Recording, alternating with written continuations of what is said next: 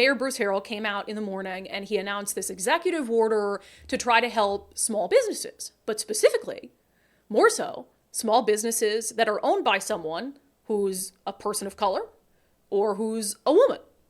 And I've made my opinion on that very clear. I don't think the city of Seattle, and the last story we did is proof of this, can afford to be picky. Like, you're only going to let a grocery store in there if they're owned by someone who has the right skin pigmentation? Like, no, of course. You're not going to care. You just want a grocery store to replace PCC.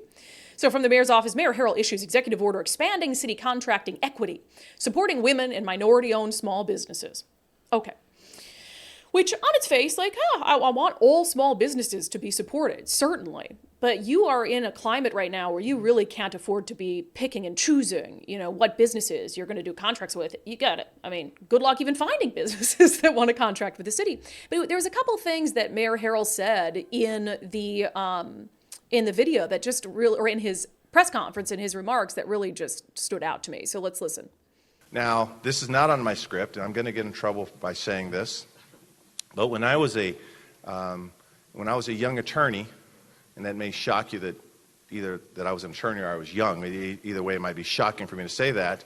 And I was obviously a person of color. When I would go to clients and pitch my services and pitch members of my firm who also were African American and women, I would say, hire us because we're the best. We're tenacious.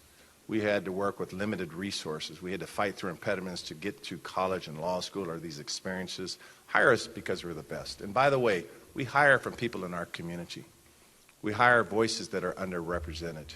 All I want is an opportunity. I'm not asking for special treatment. I'm asking for equal treatment. I just want to get my foot in the door. And quite frankly, my phone would ring off the hook.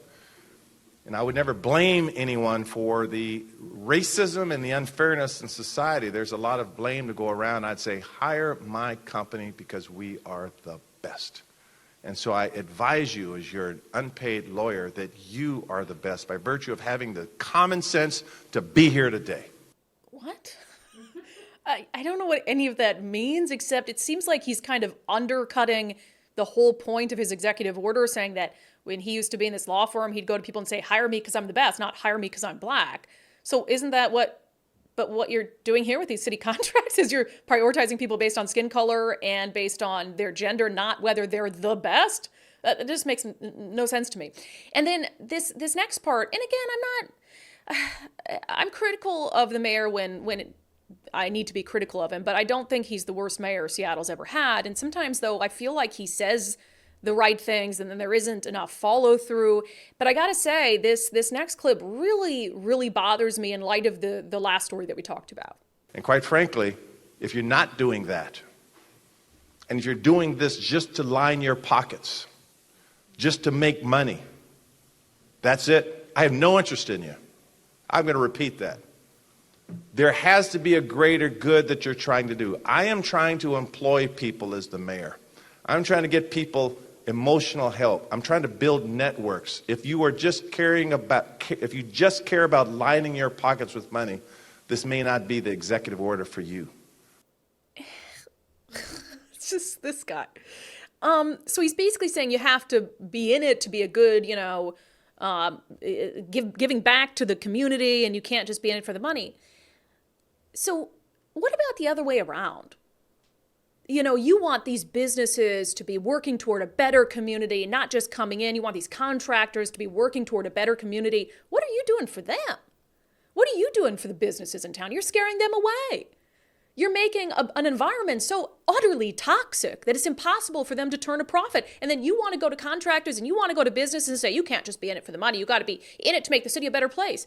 Meanwhile, City Hall is absolutely sucking the life out of the city. It's a leech on the business environment. And now you want to go to them and demand that they be a better business, that they're not just in it to line their pockets, that they're in it to make the city a better place. How dare you? I'm sorry, that's utterly insane. That's so ridiculous. That is such an insane sentiment. If the city was good to businesses, then what you want from them, a business that's invested, that will come naturally. If politicians, the mayor's office, the city council, if they foster a positive environment for businesses, for contractors, then inherently those businesses, those contractors, they are going to feel some sort of civic responsibility to return that sentiment, to help the city that has done so much for them, the city where they've found a productive place. And so the fact that you want so much from them and you expect so much from them and you give them not jack in return is emblematic of why we're in this position to begin with.